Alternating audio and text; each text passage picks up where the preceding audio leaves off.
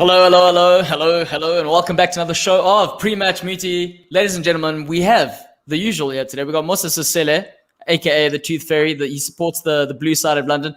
We've got Wonga Denga, the Dengasaurus, the stand-in mascot for Arsenal. We've got Sello Lolo, financial color man, Devils United. Are you representing today, Sello? Let's see. Are you representing? Yes. Yeah, boy. With the whole six pack, sir. all of it, bro. And then lastly, we've got Hammerhead boy, Richie Rich, the youngster of our squad. Welcome, gentlemen. How has your week been so far? Excellent. Oh, because definitely for you, Mosa. Most definitely. That's a great result, bro. Yeah, very, very good result. Well done. I was super excited to see the boys play that well. To see that happen in the Champions League at this stage of the Champions League against an Atletico Madrid, which is, top of the pops in Spain. It was excellent and super exciting. So I'm very happy about how this week has turned out for my side. Yeah, do you think now they've got enough to carry it into the second leg, or do you think Cholo is going to come in hot there? I was relatively surprised to see the way Atletico Madrid set themselves up in a home game that they were playing in the first leg. So to see them actually be that Sorry, Mosa, I defensive, just want to interrupt you. Kevin's with us, and you know the game, Battle Royale, word today, Cholo, Simeone. We've got our drink today, by the way, guys. South African gin called Blind Tiger, really good gin. Won the first ever craft award in South Africa. So that's what I'm on. There we go. So whenever Kevin types the word Cholo Simeone, we take a step. There is no one who is better at brand placement than Claudio Barreiro. This guy is so good. It's like it won best crop gin, it won a Hot Rod award. And also won an award in New York. One of the first craft gins there. Won there. So just so you guys know. So yeah, I've got good practice. I've got good practice selling things. But Sello, a second ago you were holding a six pack. So tell us more. Do you drink all six beers in one shot? Or listen, no. Me, I'm just drinking the beer. It won best award and whatever. If I was Claudio, I'd be like, I'm drinking Devil's Peak Lager tonight. It was awarded best craft lager in South Africa. That's what Claudio was saying. Look, we're meant to follow your guys' path. I'm drinking Soweto Gold tonight. Oh, bro, that's a good one, bro. That's a good one. I'm drinking quite a lot, actually. Kevin's gonna have to tell us what he's drinking as well. But to pick up where we left off, Mosa, you were saying, what are you saying there about the Chelsea sort of game, the second leg? Yeah. So second leg gives us a lot to think about. The way they set themselves up in the first leg was very defensive, very tight knit at the back. I do not think we can expect that from them again in the second leg. They're gonna come all guns blazing to Chelsea, and the way to Stamford Bridge, and the way it looked in the second half, these boys can bring some fire if they do step it up a notch or bring that fifth gear into place. So, yeah, man, very concerned. I'm very excited, but also very wary about what these boys can bring to the building. But guys, how do you guys feel about the fact that all these teams that are playing English teams, right? They're having home games, but at neutral venues. All of them have lost. Man City won, Tottenham won last week, Man United won last week, Chelsea won this week, Liverpool won last week. Who else? Okay, Arsenal drew. They weren't allowed to go to Portugal, so Arsenal drew 1-1 against Benfica. You know what I mean? I don't know if Leicester was playing home or away, but the ones that played away, they all won. Super impactful. I think it's super impactful in a tournament of this magnitude. It's a Champions League. Everybody would generally have the fans, or at least go through some pre-match preparations, which the players are kind of used to, or even know the field. I think the reason why Atletico were playing in that type of approach was that field was massive. It was a massive field that they were playing on there in Bucharest, and they had to, I guess, compartmentalize how they approach it. Whereas if they were playing in their backyard, they'd be ready. Everybody would know how to approach the game. Everybody would be geared to know what to expect, and that I think affects so much for the Champions League. Yeah, no, that's Yeah. true. I think maybe they should do the second legs at neutral venues as well, so that you can eliminate the English advantage, I guess. Yeah, makes sense. No, Chief, no. Comment on Europa League stuff like that, Sam. We're gonna I'm take saying, the second legs at that's home. that's how I feel bad for these teams. You know what I mean? Like you look at all these teams that had to play away. You know what I mean? Who did Liverpool play? Liverpool played Sello, sorry to interrupt you. Leipzig. You know what I mean? Your Dwight York to your Ashley Cole has arrived. Gentlemen, welcome the big man. What's up, bro? You know, rumor has it, he's so big they named him Sky just because they knew people would be looking up to him. I don't know, it's one of those things. Is that true? Hey, that's what I told you. What's up, lads? What's up? How's it, Sky? Very good, Sky. Oh, good boy. How's it going then, KZN? I just want to test something. So I don't know if you're allowed to mention this. So the missus got me these for the birthday. Can you guys hear me? Can you guys hear me? All good. Loud and clear. Love And shout out to the message. She did the right good. She did good, bro. She did good. It's in the game now. It's in the game. Did you hear that, Musa? Did you hear that, Musa? Did you hear that, Yeah. bro? Special ladies get their men sound equipment, you know what I mean? So if you ever, man, just nudge the woman in your life, bro. Nudge. Yeah, exactly, bro. Oh no, All will right. do, man. So Sello, you spoke about the Giroud goal earlier. Claudio, what's happening, man? We've lost our Oh, skipper. for goodness. We lost you. I thought it was me. We've lost our Back. skipper. Took the I time. lost him. I lost him. Yeah, Those headphones are actually working Oh, very he's well. back. You He's push them back. up. He's back. I think it's the Liverpool curse on him, eh?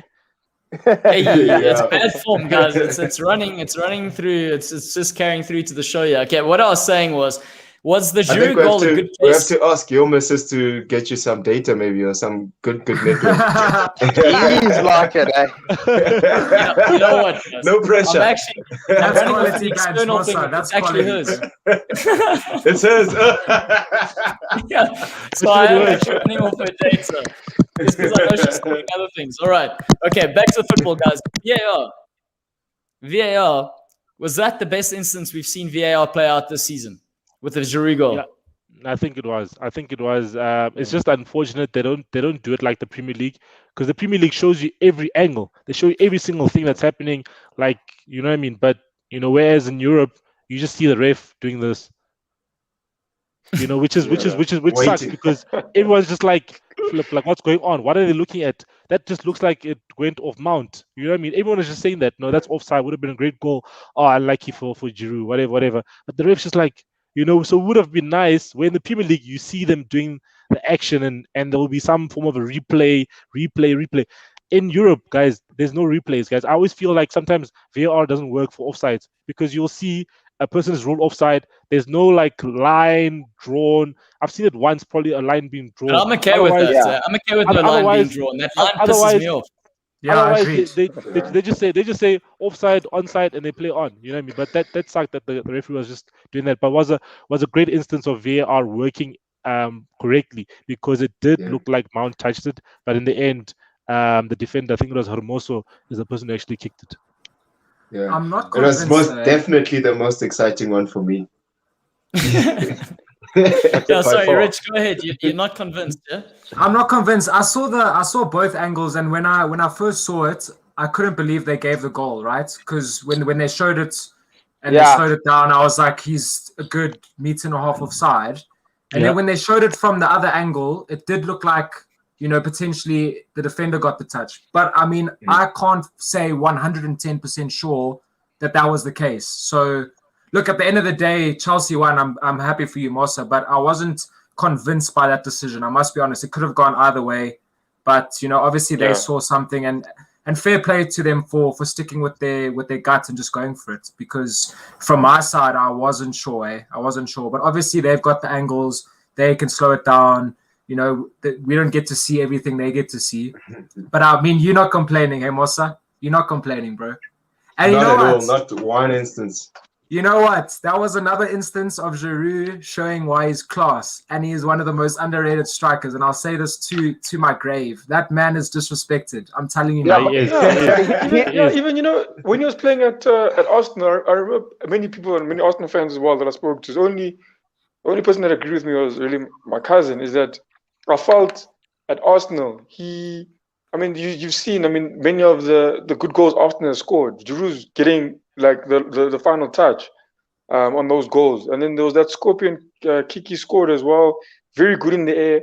And I also felt Arsenal, I don't know, maybe they're training that they said give the ball to Giroud when they play route one, and Giroud would win the ball many times, would win the ball in the air, and then the second ball, there was literally no one running on that second ball or even anticipating that Giroud was going to win the ball.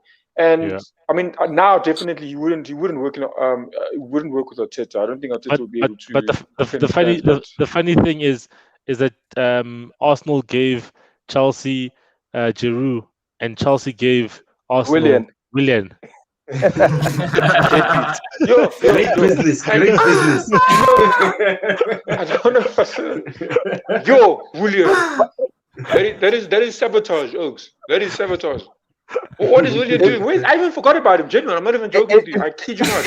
I saw the lineup today, and he didn't even cross my mind. Didn't cross my mind.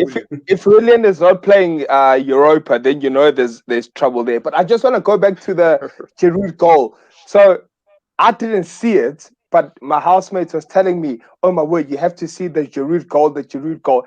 It went off his shin, and it was half offside until VAR intervened, so it's fine. But I'm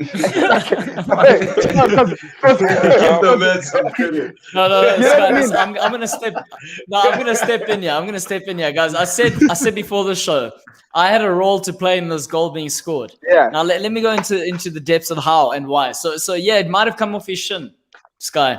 But the issue here is the athleticism was there, and it's because he's had practice. And you know who he had practice with, gentlemen? And this is a true story. He had practice with me. Yep. When I was doing a photo shoot, I had to whip out, those high jump mats? This is the best. When we did those photo shoots, right? All the guys were bored, but then I whipped out those mats. And I said, cool, I need you to do some bicycles there. And I was feeding the ball, and the photographer was taking pictures, and he smashed it. And every time he was getting it, and that's why whenever I see him do anything like that. And the other player I worked with, by the way, was Emre Can. And both those players, after I worked with them, scored a goal like in that fashion. So I'm claiming that. That's all. That's my claim to fame. Let's move on to the next topic.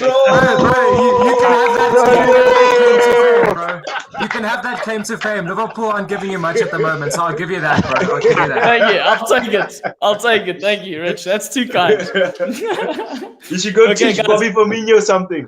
I haven't been back since, dude. Oh, damn it, man. All right, guys. So the Man City Borussia Gladbach game here, guys. Pep Guardiola comes out saying afterwards, we have a lot of money to buy incredible players, and it's all tongue-in-cheek, and he has that sort of comment, and that's why they're doing so well. How do we feel about this? I know where I stand with that sort of comment. He's making a joke out of the situation, but the fact is the fact, right? I don't know. What do you guys think? Yeah.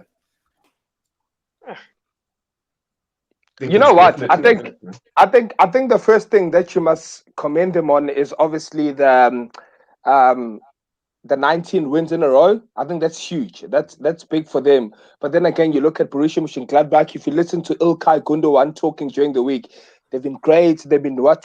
But it was quite a breeze, and it was also interesting how Pep changed his team, playing Walker. I actually forgot that he was playing for City for a second. I saw him starting there in the Champions League. Usually you make those experiments in Europa League. Sorry, bro, but anyway. The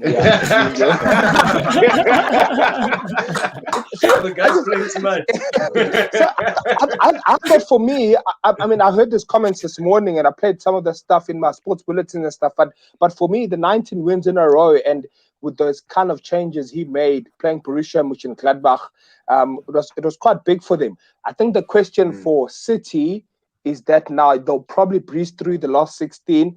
Probably breeze through the quarterfinals, but I don't know. Will a Lyon happen again? That's my problem with City. But he's never gotten past quarterfinals with City, so I think that'll be an achievement in itself, getting past quarterfinals with City. But he'll have time to prepare now. He's so far ahead in the Premier League. If that's the focus, and this is the thing I wanted to ask you guys, do you think there's a potential double on the cards here, despite the sort of Champions League hoodoo? Oh, could be Treble, triple. man. Treble. Quadruple even, guys, eh?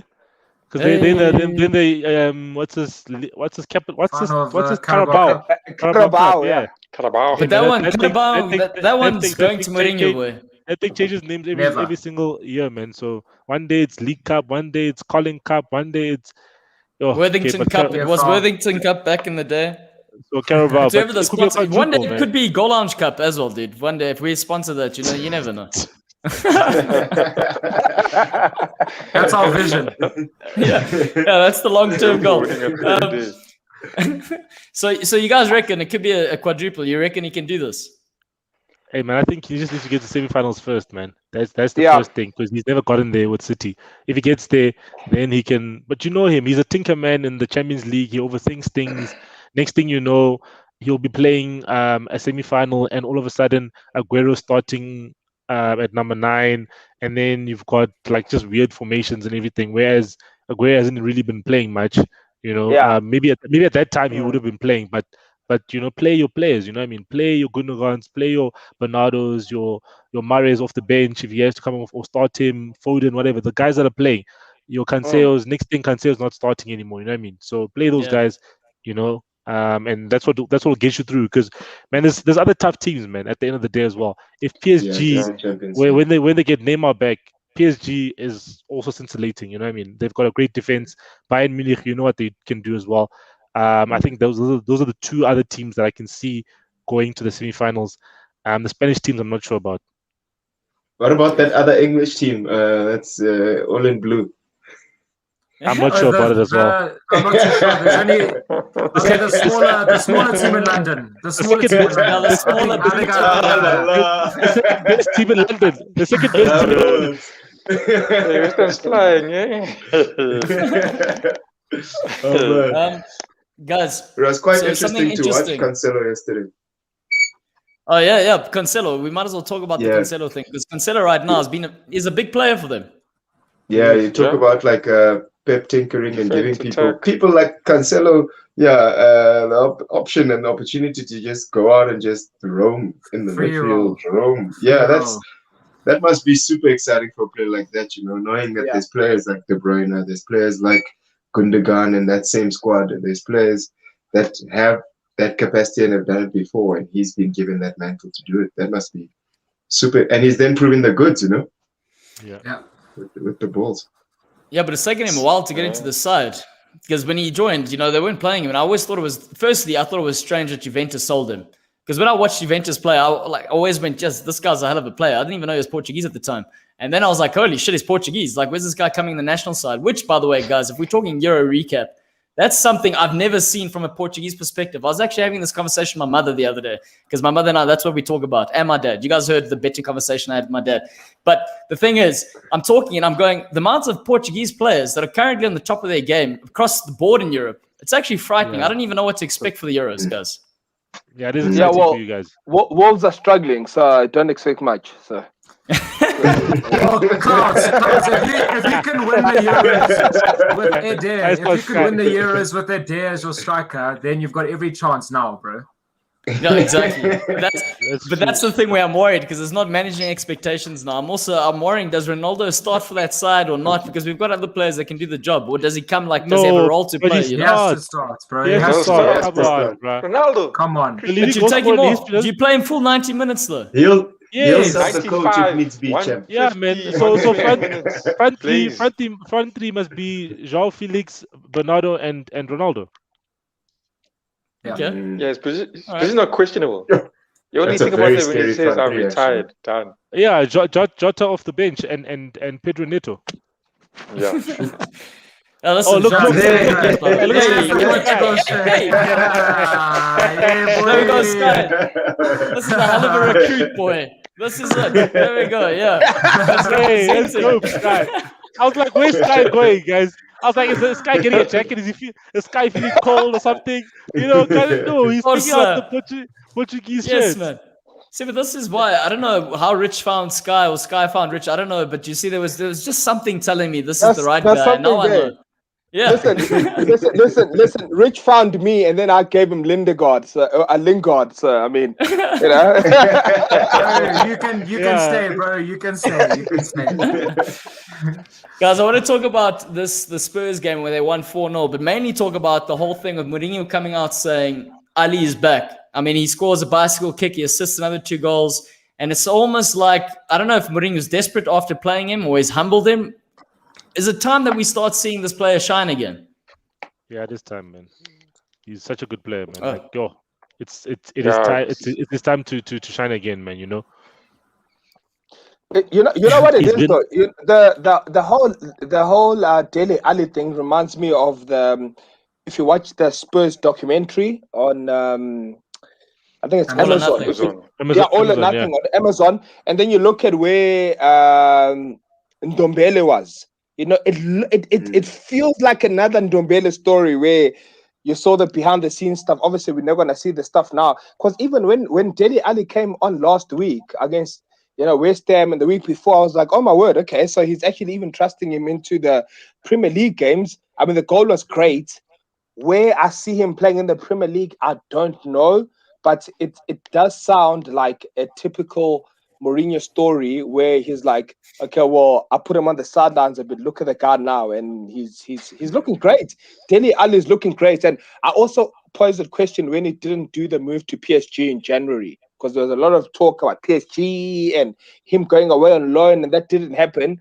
And I was like, oh, are we going to have another gloating moment from Mourinho? And we had it yesterday. Dele Alli's back. So it's another I'm telling you now, Mourinho, everything just goes his way. It's another Mourinho story. It's another. Yeah, it's fun. Have you guys watched the playbook, coach's playbook on Netflix? Yes, but yes. Not yet. Yeah, I haven't. It's yes, quite I've dope. watched that. So they cover like 5 different sporting coaches, and then one of them is Mourinho. It's about a 32-minute episode. It's quite cool. So you must watch it. And yo man, like you hear some stories about Mourinho, even when he was at Chelsea, and then how he also won his first Champions League. Just his mentality and how he left Inter. Like there was a scene where obviously after the Champions League, he had already accepted the offer to coach Real Madrid, and they were playing the final in Madrid, right? So he says he didn't want to go back on the flight back to Milan, and because if he went back to Milan, he was going to stay at Milan, and he left. The guys went in the bus, he left in a car, and he stayed in Madrid, and he just never went back. He never went back to Milan. So that's how he joined Real Madrid like that, guys. And he said that he couldn't reject the Madrid job because for him, coaching Madrid is like one of the top 2 jobs in club football. So he's like, this was my chance, and they came to me to stop Barcelona, and I took this on as a challenge. And he speaks about how he thought about playing CR7 as a striker in one game in the Copa del Rey final. Like, it's freaking amazing. Like, you see the thoughts of Jose. Like, you can actually, wow, he's actually a genius. And this is, I guess, another genius moment. But about this genius you're talking about, this is why I'm posing the question. And, to be fair, this whole Dele Alli sort of scenario is one of those where it's just up to Daniel Levy at the end. I think Mourinho would have gotten rid of him in January, but Daniel Levy is like, listen, if you're saying in a documentary that Ferguson wanted to sign this kid, I'm not letting him go. And also, I thought he shot himself in the foot. If he said that, that's the case in point. So he's made this kind of making it work. But the sort of genius that you're referring to, Sello, I mean, surely Spurs have a huge opportunity, whether it be Europa or Carabao Cup, to win something. And does he do it this season for Spurs? And if he does do it for Spurs, I mean, do they build a statue for him after not having a flipping long time, not winning anything? No, man. Harry Redknapp, at least. Was it Harry Redknapp or was it Martin Jol? No. Was it Redknapp or Martin Jol? Whoever was the one who won the last cup, he should get a statue then as well. Then fair enough. Yeah, it was Martin Jol, yeah. So Martin Jol must get a statue as well, man. No, man, guys. Okay. Like, I think this would be like a situation where like Jude Bellingham's number was retired at Birmingham. What's going on? Someone's getting a phone call there, boy. I think it's Rich. It has to be Rich. I saw his Instagram. So what? No, it's not me. So you're getting a phone call. What's going on there? It's our kettle call on my side. Sorry about that, guys. It's our kettle farmer. Yeah. But Claudio, just to answer a question about Jose Mourinho at Spurs and if he does win the Carabao Cup, I think it'll be huge for Spurs. And also, if you win the Carabao Cup, not beating Norwich, you're beating Man City, which is obviously it's the Man City League Cup. If you beat them at Wembley for that cup, it's huge for them. And also, it's just a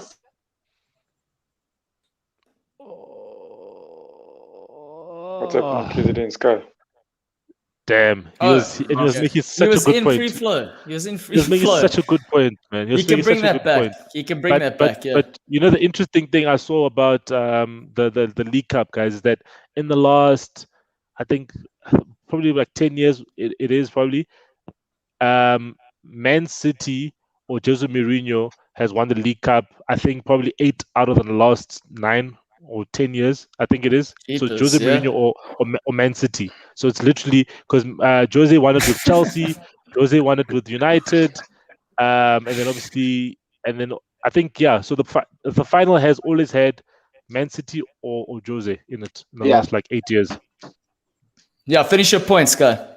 Yeah, no, I was just saying that, like, if you look at the players around, Harry Kane, I don't see him. I don't think he's ever won a trophy. I don't think Son has ever won a trophy. Dele Alli and all those kind of players. And it's gonna be Lloris. I don't think he's won a trophy unless he did something up in France or something. So, World Cup. Come on. I mean, he had Mbappe and Pogba. Shout out to United. Yeah, fair enough. Richie didn't have Payet, so anyway. Don't bring back bad memories, bro. Come on. I think it'll be huge for the morale of the team. I don't think that Mourinho goes out there when he's putting out a CV and tells people about League Cup. But for the teams that he coaches, I think it's a huge stepping stone.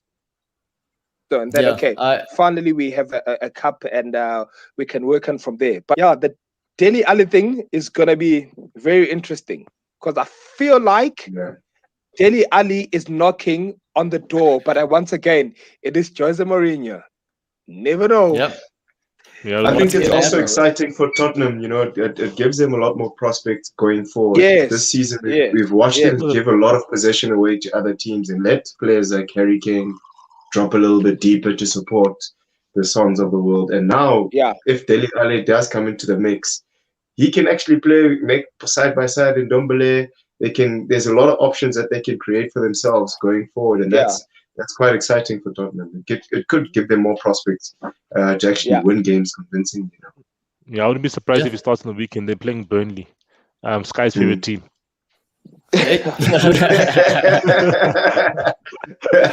Listen. Before you start, Claudia, the last time we spoke, they did a job on Liverpool, so shout out to Burnley. They mean something. That's true.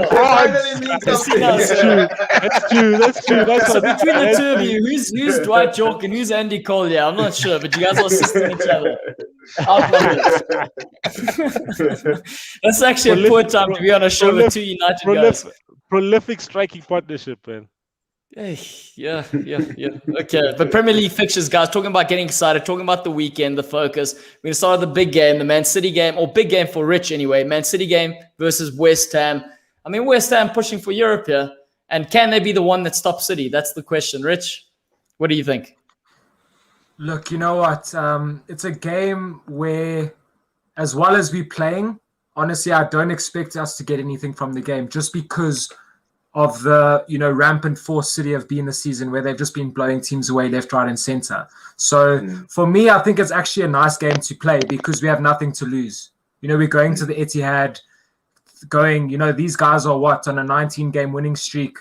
If we lose, who cares? Let's just go out there and give everything. And the fact that we got a point against them at home in the league this season, we got a result.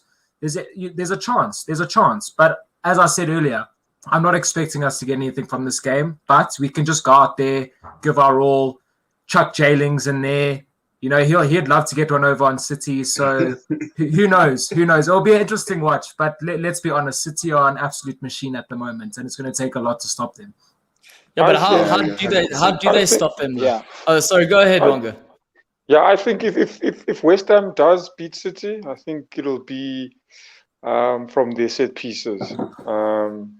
I think they've been quite well with that. I mean, they've been scoring corners. Many teams are not getting it right, but West Ham have scored their corners, scoring set pieces just outside the box, crossing them. I mean, getting guys getting the ball onto guys' heads, and I mean that's part of the game now. You saw Stoke survive the Premier League for many years, just off your set pieces. Everything was. I mean, they even went as far as getting throw-ins from the halfway line. I think West Ham can do that if they can do that against City. I mean, if they're able to stop them from playing. But yeah, it is City. I agree with Rich. Probably the guys they look most likely to win. But again, they also have nothing to lose. And I hope that, if that sinks into the players, I mean, there's no pressure on them. They got it didn't sink into the Arsenal players not having anything to lose. Exactly. That's Arsenal. That's Arsenal, man. Arsenal might not change the result. Exactly. And then West Ham look like they look like a team. I mean, you're getting Lingard coming in there, fits in quickly. He's out there to prove something. Not just to prove something, but he's actually enjoying himself. And I think that becomes important, especially for a team like West Ham. They're not putting any pressure on themselves when they're like, okay, now we have to win top 4 and stuff. But you literally see the guys scoring, the way they're celebrating. You can see it's a lot of fun for these guys. It's sort of why people play football. And I think that's why I think when I look at West Ham, I see they're in that. They're in a very, very, very good space. They top 4, not pressure. And they're enjoying what they're doing. And I think that's why I think possibly they have a good chance of giving City problems, even if it's a point. I think a point is great for them. Yeah, I agree with both of you. Like, I agree with you, Rich, thinking that, potentially you guys do have nothing to lose. And, you come out of that game. If you don't capture a point or anything from that game, it's not going to hurt. But I also agree with Wonga, when a team is in good state, they look up to games like this to actually look up to their next competitor and say, look, we are in a good space. We do think we have the capacity and we want to test how far we are from what the top is. Because they'll be looking at it and thinking, yeah, man, we kind of in a really good space. We could just use this to push us to the next level, push us to compete for top 4, cement our place in top 4. Whereas now there's still that, a little bit of haziness. Everybody's in a good place. People don't want to lie to themselves about how good it can get. But games like this can cement, okay, now it's getting very, very serious now. We really actually are competing. We're competing against the best and beating the best. It's very exciting times for a team to be in that place. I think, definitely. I think what you should do as West Ham, especially, you should get Lingard just to give the team a nice team talk. He knows what it means he knows how to win at the Etihad. Yeah, he does. Man, he knows. Yeah, he's been there. He's won at the Etihad before. Multiple times. And last season he was there. The season before that he was there as well. So he knows how to win it at the Etihad. So just get him there, get him involved. He's going to start. He's going to give you guys all the pointers to say, okay, cool, guys, this is how you do it at the Etihad. But obviously, I think David Moyes, guys, I think Claudio said previously is that David Moyes always doesn't do well against the bigger managers or the bigger teams. But last week he proved to us that okay, cool, he can do it against Jose Mourinho. You know what I mean? Previously, okay, cool, he struggled against like a Klopp, but this time he obviously did it against Jose. I think he'll get confidence from that. You know what I mean? Like beating an elite manager like in Jose Mourinho, he can actually do it against Pep. Yeah. The thing is, last season we were so unlucky not to get a result at the Etihad. I think Aguero scored late on from the spot. They got a penalty in like the 85th minute, and up until that point, we defended so well. And I wouldn't be surprised if Moyes plays out a similar tactic, and just tries to be compact, and tell the likes of Souček, make those late runs into the box. Bowen, put some crosses in. Souček's going to run onto every single cross that gets into the box. He's going to be hungry. And I think if we soak up pressure, and it gets to 60, 65 minutes, there's every chance we have a chance to nick a scrappy goal or something. But, I'm staying level-headed here because at the end of the day, I don't expect us to get a result. If we do get anything, it's a bonus. Simple as that. Yeah, and 100%. as things stand, I mean, you guys are 2 points clear of Chelsea. You're 5 points clear of Liverpool. So regardless of the result on the weekend, I mean, yes, go ahead, Ziya. Yeah, but I also think, you know, beating a Man City or getting a result against Man City probably requires all the players on form. So you can't have a Fabianski like he was at Liverpool last season. You know, you probably deserve the win, but you ended up losing the game. You know, a Thomas Suchek, I think, will be huge for this kind of game. Just a Lingard would be very big for this kind of game. And yeah, it will be. I think that, I don't know if this is part of the script, but the script does hopefully say that Jesse Lingard beats Man City for Man United to close the gap. You know, Premier League. You know what I mean? It's the Premier League, and I can already hear Peter Drury talking about it on Sunday at 6:30. United against Chelsea. That's the hint. But Jesse Lingard can't help United. That's the Chelsea, hint. unfortunately. That's the hint. Nah, don't worry. We've got that sorted by ourselves. Don't worry. Jesse just needs to do the right thing at the Etihad. He just needs to be J Lings. You know what I mean? J Lings. Yeah. But people on fantasy, man, I think J Lings is a perfect player to have in your fantasy team. Definitely. We're talking about the fantasy team. I mean, Sello, you want to break what happened this week with the fantasy? Yeah, no, man. That was wild, bro. That was wild. That article, I couldn't believe it when Rich shared it and stuff. You know, obviously, I heard about it and so forth. But this guy, literally, he's in Norway and he's a Aston Villa supporter, and he's got a thing where he's been looking at players within the teams who play fantasy, and then also support staff that are in those teams. And he would say, and he figured out people's accounts basically, and say, okay, cool, this is Matt Target's account, for instance, or this is so he says he actually figured out at the beginning of the season when Sadio Mane was pulled out, and he said that Andy Robertson took out Sadio Mane out of his fantasy team, and I was like, why would Robertson do this? There must be something behind it. And then he found out that Look at this. That's Liverpool. That's Liverpool.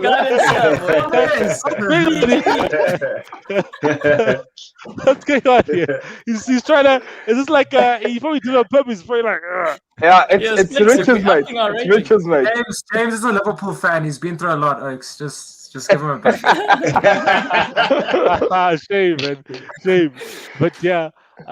So he realized that, and then obviously Mane didn't play. He was like, flip, man, actually that was actually right. He knew what was going on, and then he created this bot, and the bot realized that four staff members, so 3 players and 1 support staff, took out Jack Grealish from their teams before this game week, and he was like, and his bot posts it automatically. He doesn't do it. His bot scans the fantasy, and then it said Matt Target. I think it was Matt Target, and then Jack 2 other players, and someone else, and then boom, Connor Honoran, Connor, and then he's not playing, and like boom, and man, that's how they do it. Excellent. So we spoke about it, myself and James. Shout out +1. Jeez, we spoke about it, and I honestly. And it's so interesting. I honestly don't understand why Premier League players play fantasy. I remember watching Fan Zone of Premier League today last year with Jack Butland when he was Ramsdale. I think it's Ramsdale for Bournemouth. Ramsdale when he was still at Bournemouth, and I wasn't aware that the Premier League players play fantasy, and he was talking about fantasy. He's like, you know, if I think I'm having a good week, you know, I'll put myself in, but I'm like, dude, like, you know, so like for me, like I 100% understand what Pep said when he said it's probably unethical, like having players playing it, and obviously the Aston Villa manager was also quite bummed about the whole situations. For me, just like betting, if you play in the Premier League players should not be playing fantasy. Because I mean, there's some of it. I don't know about you guys. Exactly. Like, I mean, there's some of you. I don't know how many of you guys, but some of us pay $1,000 to play in the league, and these are exactly. You know what I mean? Like, I want Tell my me league Man 2 isn't seasons playing. back. You know, I retired. No, I exactly, retired that's after true. that. I wanted to hire every year. The poll, like the betting group, it was like it started off. I think in high school at 50 rand, and it was started out like we started putting 1.5, and then I won it, and then I was like, yeah, I'm out now. I can't do this anymore. It's too much. It's too much. It's like strenuous. Yeah, it ruins your football That's true. weekend, man, guys. it does. Yeah, Wonga, do you want to say anything before we move on to the next game? Is it his I game? know. I was just saying. I mean, I agree with Sky. I mean, I think also if you want to call it a level playing field, you can't let those guys be there unless they allow this guy to carry on doing what he did. Then he's leveled the field. He's literally leveled the field.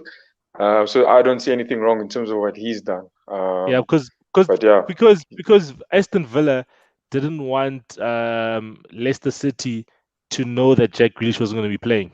You know what I mean? They didn't want them to. They wanted them to only find out when the starting lineup was released. You know what I mean? Oh, before the game. But Brendan Rodgers found out this on social media. Apparently, he says that he says he saw those rumors of Jack Grealish not. You know what's gonna happen now? Someone's gonna hire this Norwegian dude just to have them in their team, just pick it up, 100%. be like, 100%. True. Yeah, because he was saying that he wouldn't be surprised if Premier League teams weren't already getting people involved to monitor fantasy Premier League accounts to say, listen, let's use this to our advantage. So I don't think the Premier League clubs up until now have thought about that, to be honest. They're very slow on the uptake, I'll be honest. They're very, very slow on that sort of thing. yeah, for sure. But guys, Newcastle Wolves, this is a big game for Nick, largely because we know they're only 3 points clear of Fulham at the moment, and things are starting to look very dire for them. I know it's actually a good thing he's not here, because he'll probably be saying the same thing. But do you think they can actually get something here at Wolves? I mean, Wolves have turned it around a little bit. They've won 3 out of their last 4 and drawn, so they haven't lost in their 4 games. Whereas Newcastle, I mean, it's 3 losses out of 4. So do we think something happening here for them, guys? They have to. Can't see it. They have something else. If Newcastle wants to show that they want to be in the Premier League, this is the match for them to say, okay, cool guys, let's get a point or let's get a win. But if they get a loss, man, I'm relegating them already. Yeah, Those are strong words. Yeah, they're in trouble. Yeah, it's a very interesting one because I just feel like Newcastle still have that hangover of that failed bid. You know, that failed bid from that whoever who was going to take over them. But like, they're playing at home. They're playing a Wolves team that obviously, they're on form, but they haven't been great this season. This is a chance for when they look at the fixtures, Steve Bruce, when he looks at the fixtures, you can get some points out of Wolves. You know, so hopefully for them, because I like Wolves team in the Premier, Newcastle team in the Premier League more than Burnley. I mean, I know. You know, like going through some changes. The fact you've just compared Newcastle to Burnley, I think Nick would have you. I'm not gonna lie. He's not listening to this. Yeah. No, I think Sky is probably saying the least attractive team to watch is Burnley. Yeah, it is. I mean, the only thing you should have there is Lowton on your fantasy. Sorry to go back to fantasy when he's got a double game week and he scores a cracker because you're hoping for a clean sheet. I mean, that's true. He killed it. He got people some points. Exactly. So, like going back to Newcastle, I just think, like you guys said, if they want to survive, I mean, I think they're 2 or 3 points away from Fulham, who's obviously in the pits. So this is the game for them to win because Fulham, as much as they're not getting results, but they just look better. They look better than all the teams around them. Than Brighton, than Newcastle, than Sheffield, than all those teams. So this is a big result for them. And I'm going to be biased here. He's a Man United great. I'm backing Stevie Brucey. Oh, yeah. When you Nick say this, you'll be like, that guy. You'll be like, let's do a swap. Let's do a swap deal for Solskjaer and Bruce. That's what you'll want. Immediately. You do that immediately. But I like the fact that you've mentioned Fulham because we were talking about it earlier. Fulham have actually lost less games than Newcastle. And they've actually conceded less goals than Newcastle. The only difference is they've been drawing. They haven't been getting. They're lacking that final third. I actually feel had they signed a decent striker in January, it would have been all right. But now it is going to go down to the wire. Pumalani coming in here saying Wolves are inconsistent, Newcastle to win, which is a big one here because no one in in our studio over here is feeling that way. Am I right? Is that's the sense I'm getting? Wonga, what you want to say something there? Yeah, I think Newcastle also. Newcastle are consistent, but in losing. So I think Wolves will take it. They may be inconsistent, but they're getting wins. Then Newcastle are battling, and I think if I may be wrong. The last win Newcastle got was when that was that new assistant. Yeah, the new assistant was there. You know, and ever since those roles changed. Was it against them? Was Southampton? Southampton. So they beat Everton and then they beat Southampton. Yeah. Oh yeah. Okay, so both those games, And then Stevie Bruce got jealous and said, "Hey, go sit in the pit, son." And then don't get close to the field. It's just been consistent out there. So that's why I say I think if they're gonna be the same as the other weeks, I think Wolves are looking at it and saying, "Hey guys, we've been inconsistent. We've got Newcastle here. Let's bang in the goals to get our morale up at least." And that's why I think they'll probably end up being daily bread on the day. Yeah, I reckon if Wolves win, Nuno will be manager of the month because they've won. Yeah, they would have only drawn a game and then won the others, right? Yeah, so it would have been 4 out of 5. 4 out of 5, and obviously City winning everything is normal. So they need to give it to the guy who's doing something different. I don't think it works like that, but let's see someone who isn't doing something different. I mean, Arsenal, Leicester. I love it. You're talking here, Arsenal, Leicester. I mean, Arsenal have only won one game in their last 5 as well, and they're playing a Leicester side who are absolutely flying. And they've come out saying, Madison's come out saying, you know, there's the traditional, and he's air quoted, the traditional top 6. And now they're talking about, you know, they feel as a club, they feel with Brendan Rodgers there and the players that they have, that they are the cat's making Arsenal. Sorry, my cat wants to be on the show, guys. I'm sorry. It was to be favors. Arsenal's leading against Benfica by the way. Benfica with as well. Arsenal's shit. Arsenal's leading against Benfica. Aubameyang scored. Okay, great. Aubameyang, good. Yes, people have been talking nonsense. Yes. Imagine. Tell them, Wonga, they've been talking nonsense. Aubameyang is firing, absolutely nonsense. What they say that I can't remember what said it, but I mean they basically I'm just paraphrasing. Basically said Aubameyang is basically a share of himself. In the end, I mean all these defenders will get the better of him. I was like, come on, look. I mean, the guy just literally is. Yeah, it's look at the season, the way things have been. It's not a normal season for everyone. But I mean, he came back against Leeds, scored a hat trick, his first hat trick. Played against Benfica the other week. Yeah, he missed a couple of chances, but I mean, he was getting there. I mean, geez, Timo Werner was missing week in, week out, and I mean, people are always behind the guy, you know. But there is some fairness to that statement, though, because he hasn't been firing on all cylinders as he has been in the previous 2 seasons that he's been with Arsenal, and those 2 seasons he hasn't had as much supporting players. He's been this main star act and taking the mantle for the club, whereas now it seems as if some teams have had his number. Yeah, but I mean, like, look, if you look at the whole season itself, I mean, think about it. You get the COVID, it's coming in. There's no fans at the stadium. Like, there's a lot of things that you can say. And then he's had his mother that was ill as well. And I mean, like, he's literally come back from that. He's literally come and he scored a hat trick. I think slowly he'll get back to it. I think he obviously is in the final phases of his career. But I think to say that, I mean, this guy won't be scoring more goals, it's not as, I mean, of course he's not the same player, but I think he still has a lot to offer for us growing up front, especially looking at the goals. He scored against Leeds. It's an interesting one. Yeah, it's an interesting one, this Arsenal against Leicester, because I have quite a headache in terms of Arsenal. Do you start Undergaard or do you start Smith Rowe? You know, because my general reaction is, we know this Undergaard guy from when he was 15, 14, 16, when every single team in world football wanted him. and now he's at Arsenal. And I don't know, like I look at him and I see the number 11. I'm like, yeah, this boy can play. And when you watch him play for Norway and all the kind of stuff, but when you look at Smith Rowe, like I'm sorry, we talk about Saka, we talk about Foden, we talk about Greenwood and all those players around that age. I mean, Smith Rowe is a proper baller. You know, if you watch, he's a proper baller. So I was very surprised last week. Look at that smile, guys. You see that smile, guys?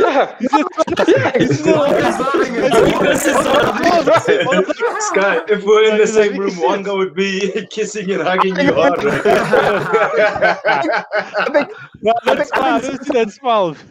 I think sometimes we look at players. We have to look at players in isolation of our, like, in terms of what teams we support and all that kind of stuff. 100%, But 100%. it's a very interesting one, that Undergaard and Smith Rowe, and they're both very, like, obviously young players.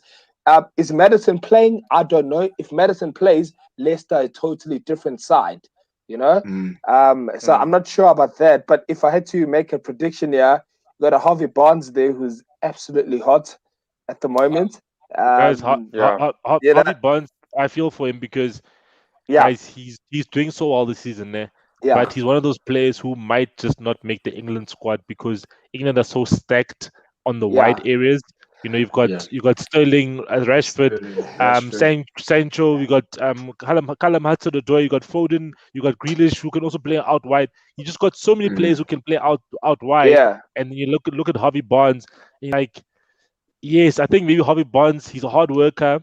And then I guess, but just look at the other guys, you know, are you going to go on talent or form? Yeah. I personally don't think... Form. Yeah, I personally don't think he's even in the conversation, to be honest. He's great. I mean, he's great, but he's maybe I think in rugby they'll say he'll hold the bags. That's about the best he'll do. You'll play the dead rubber game. Yeah, he'll play against Namibia and Lesotho if they had a soccer team. So it's an interesting one. It's an interesting one, this team. Obviously, I would like for Leicester to drop points, being a Man United fan, but it's a hard one to call. Because I personally didn't think Arsenal were that bad against Man City. Maybe for the first couple of minutes, but I didn't think they were that bad against Man City. They weren't terrible. And again, a Leicester team can lose 3-0 to Arsenal because that's Leicester. Yes. Leicester, it's crazy. Leicester can just lose 3-0. Just step in there, guys. Sorry, Wonga. I just want to say that Brendan Rodgers this season has beaten the likes of Klopp, Guardiola, and Mourinho in the same season. So he's showing up for the big games, regardless of losing to the smaller teams. Unless, of course, we're deeming Arsenal as a smaller team here. Sorry, Wonga. I mean, Liverpool, they gave them literally. Liverpool literally gave the game to Leicester. I honestly thought that's what I felt. But I think also, if like just to I didn't hear. I got a call when Sky was comparing Undergaard and Rowe. But for me, even like last week, definitely you start a Smith Rowe who's proven what he's capable of doing in the Premier League. You know what I mean? That's for me. Was if he was battling between who to start there, you start that guy. I see today he's played the two together, and I think he did that the week before as well. The week before last, he did that again. He's played Smith Rowe. He's playing Ceballos as well. He's playing a 4-3-3. Maybe he's also trying to prep as well and see what's happening to see what he's going to do against Leicester. I would have, but yeah, you got a lot of options. And Martinelli as well. If you play Smith Rowe, Martinelli, Saka, then you Aubameyang and Partey, then you're starting our best team. You know, you're starting the best players in our team. The defense, I mean, I'll play the guys that you're playing week in, week out together. But I don't know if we have. I mean, maybe David Luiz is probably our best defender at the moment. Holding's out. He's got a. What happened to Gabriel? Man, Gabriel Michaelis. Yeah, he's also. I mean, look, he's also still young as well. But I mean. He started very well during the season. Very well. I mean, he was one of the best defenders in the league for 5 games. Then he had those red cards. He got injured. And I think he's also been struggling to find form from there. But it's bound to happen. I don't think I can. He's not who's our other defenders we had in the past. I can't remember anyone, but even like David Luiz, I mean, he's done well. I mean, compared to the way he started last season. Yeah. So I just want to say, if you're a fan and you say David Luiz is one of our best defenders, then I think you're in trouble. So Big trouble. Big trouble. Big trouble. Because as Pumulani also mentions, like that defense can sleep and they can be the coster. Yeah. They can literally ruin the game for everybody. Where they can take everybody's industry, everybody's hard work. David Luiz can put it in the air and say, look, here we go now. And I choose those words. Yeah, look, I choose those words. It's not. I don't like. I say. I won't. I'm not saying Krusty the reliable. Clown. I'm not saying reliable. And I say best. He is one of our best defenders because that's the fact. And yes, they do. That's the problem. Tyranny, absolute. He was rusty against City. Like so many hits. He had so many chances on the left hand side to put in a good cross, but so poor. But I guess that's what happens when you come back from an injury and it's your first game after like a month or so out. So I think obviously for him to get back to his best, he'll probably just need I don't know if he's playing today, but hopefully he is, and then can get some minutes, and then he'll look good against Leicester again. Because if you get him going, he's one of your better players, and you can actually use him offensively. Yeah. I think one player I also like as well. 100%. Yeah, he like the one thing I like about Tony is that he actually he's doing his defensive job when he goes forward. Similar to Saka, he actually takes people on, and that's what got him that goal against, was it West Brom? West Brom. When he took on defender, finished the guy of goal of the month there. Then you got one player I don't know if people underrate him. For me, I think Cedric deserves to start down that right. Another Portuguese player, guys. Imagine. He's for me. I look at him. That's the one. This guy. The shit's back. That was a good investment. You see that? That was a good investment. It was 100 rand. It was 100 rand. So I think small investment making big dividends now on it.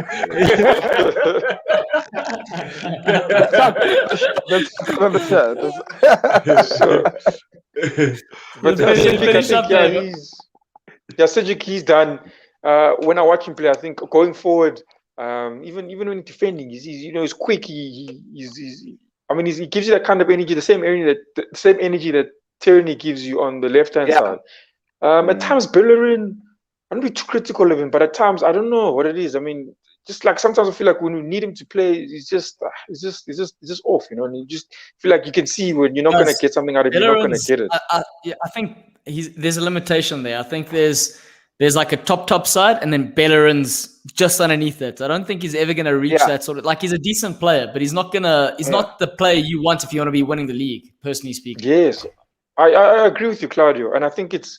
I don't even. I'd be happy to say. I mean, he's a vice captain now, and I heard Mikael. He's a quality gent, though. I'm not gonna lie. He's a cool 100%. But out of all the guys I've worked with, Bellerin is the one guy where I'm like, he was charming the socks out of Christie's boss at the time. Like, she was blushing, and she's like an older lady. I was like, this guy's got some mad swag, dude. He just needs to carry that onto the field. Anyway, sorry, just getting sidetracked. But guys, he had an injury, guys. So we need to just remember that as well. Yeah. That's also I agree. Guys, I watched that video when he was coming back from his cruciate ligament injury, and that's like a hectic injury, guys. You know what I mean? ACL is quite hectic. Guys, so and Dyke's he's back on the training field kicking a ball, which is something ridiculous. But big game, guys. It's too late. It's too late. But anyways. It's too late. Just before we move on, I agree with Ricky. Yeah, Ricky's saying Arsenal must play both Odegaard and Smith Rowe. I think they should just do it. Why not, man? But historically, the big game of the weekend: Chelsea versus Manchester United. Because you are outnumbered, Mosa, we're gonna let you start. This is proper 2v1, boy. 2v1, Even now, I'm under the pressure against these Man United lads. Look, man, I'm excited about this one. We've been playing very good football, holding a lot of possession in games. We completed something like 631 passes on average in the games that Tuchel's been involved. So that's quite interesting. We've had like 2 goals conceded while he's been around. I think it's very, very nice. His determination and drive is actually like, you're starting to see it in the players that he puts out. Sometimes I'm not too sure about the players that he puts out for the games, but I think we're on the right track. And I think this might be, if you had asked me last week, the biggest test for Tuchel so far out of said Atleti, and he did very, very well against Atletico Madrid away. Now, if you're asking me now, the biggest test for his season so far with Chelsea, I'm gonna say Man United. This game will actually say, like, is he ready to take on this top 4 mantle for the team? And it's interesting, man. I think we've got players coming back from injury. We got to see a little bit of Pulisic. I think we've got options coming into the team. I think I'm excited, man. I'm excited to take on a Man United team, which, yes, they're good. They're very good. Yeah, we've got Mason Mount, but Man United's good, but it's tough, man. It's tough to see how, with everything happening in the camp at Man United, how they can still pull out a result against us after we've beaten Atletico Madrid as well. What, Musa, I want to ask you something, because you weren't here on Tuesday, but like the English media just keeps on like reminiscing or defending Frank Lampard, even though he's no more there. They always pull out stats. When like, for instance, they were probably waiting for this day, for when Tuchel drops points, which he did against Southampton. Then they said that Frank Lampard's team had, I don't know, whatever amounts of balls into the final third, but Tuchel's team is just passing the ball backwards, or passing the ball sideways. They can't get into the box as much as Lampard does, and whatever. He hasn't done anything. He hasn't done anything different. The team hasn't gotten better. Like they just defending Lampard when clearly English media, but he's had what, 4 or 5 games, including FA Cup, 6 games probably, 6 and games, he's yeah. and he's won 4. He's won 4 and drawn 2. You know what I mean? Mm-hmm. And the results show for themselves, and they haven't conceded as much. But English media, after the Southampton game, they were waiting for those stats. Yeah. Look, it's gonna be a tough job, man. Like for any manager who comes in to actually manage a team like Chelsea, even if it's any of the top 4 teams, it's gonna be a tricky job for you to show your mettle and show your worth compared to the manager that was there before. So I do understand that the English media will support English guys a little bit more, but generally speaking, it's going to be very difficult to prove that you're better than the previous manager that was there. There are realities as well that, we haven't scored as many goals with him, which is real. You've seen Rudiger. My frustration as a Chelsea supporter right now is seeing players always looking for the pass backwards, the pass sideways. It's completes a lot more passes, but the passes and the possession going forward isn't there sometimes for me, and that's why I can understand some of these reporters coming from that angle. To compare him to Lampard, I guess it's direct, man. Like he's the coach right after Lampard, and Lampard was trying to get the team to go forward. It's unfair, but I don't know, man. It'd be very difficult for everybody not to consider the past and the history for those top 4 teams. But Mosa, would you be happy if the football might not look as pretty, but it brings you a trophy or something at the end of the day? Where do you sit on that fence? Because Tuchel's been really like compact, and he wants his lads to work hard and keep the ball. Yeah. I guess it's all about a flavor of brand of football people like. And for me, I prefer this style of football where you hold a lot more possession and you look to penetrate in certain opportunities, get the ball wide, get players to be a bit more direct. I prefer that as a football guy. Some other guys would want more inventive players that hold on to the balls, that display a lot more skill, display a bit more flair when they're playing. And I don't see that as consistently reliable to actually manage a team. So I prefer the approach. If you were to ask me, even against other managers like a Klopp versus a Mourinho, I actually don't mind Mourinho's approach. I feel like you more consistently win things with Mourinho, where some other football enthusiasts would say, no, man, I'd rather have a Klopp in my team being my manager, the manager of my team, but you don't win as much football because it's just leaving too many things to chance. And that's where I am. So if we were to win under Tuchel, I'd be happier. Versus if we were to win under Lampard, because to me, too many things were left to chance. Too many things were left to individual brilliance, which I don't like. I like more structured. Even now, like Tuchel wouldn't have been the coach that I'd went for to coach Chelsea. I would have went to go give it to Massimo Allegri to say, look, make it structured, make it very, very structured, so you kind of know what team to expect week in, week out, and what this team will bring. Yeah, and that way the fans can get excited about seeing the players, seeing them perform at the highest ability in an approach which is geared for them. So it's that's just how I see it. He's What happened there? That's what Man Utd going to do on the weekend. Freeze. Yes, sir. Yes, Wonga, that's exactly what they're going to do. What rubbish is this? Okay, you're back. Okay, all right. Yeah, he's Tuchel is he's a German coach that plays very Italian. You look at the game against Southampton. I didn't watch the game, but the things I was reading is that like he's parking a pass against Southampton, and he's very defensive minded. And then he contradicts himself that on his left hand side he's got Alonso, who's not the greatest of defenders. You know, it's a weird one, but I don't know what we're going to get from Chelsea as a Man United fan, but Mosa, I'll tell you right now, I mean, you're on WhatsApp with Tuchel. So I'm going to play Shaw left back, and then I'm going to play Lindelof, Maguire, play Wan-Bissaka, then I'm going to play Fred and McTominay, then I'm going to play Bruno, Rashford. I think he's going to stay with James. I think James and Martial, because I think Cavani's still injured. McTominay's still injured as well. No, but he was on the bench. He was on the bench. He was on the bench on thingy. McTominay will be back. Don't worry. But McTominay might be the same thing. Yeah, you know. But the thing is, I don't know what we're gonna get from Chelsea. You know, is he gonna start Giroud? Is he still implementing with experimenting with the whole Abraham thing? When you look at Chelsea, it's an interesting side. When you look at Chelsea on what he puts out, you're not as scared as what Chelsea on paper could look like. You know what I mean? So when I see in the front three Hudson-Odoi, Abraham, and whoever else, Werner, obviously Werner. You know, and then I look at the bench. I see, okay, Pulisic. Havertz. I look at Havertz is coming in. I look at Ziyech. You know what I mean? It's quite a mind if, you know. I don't know if you can say that. I think it's weird. You can say it loud and proud. It's quite a mind fuck. It's a mind fuck. I've got the words that Claudio would say.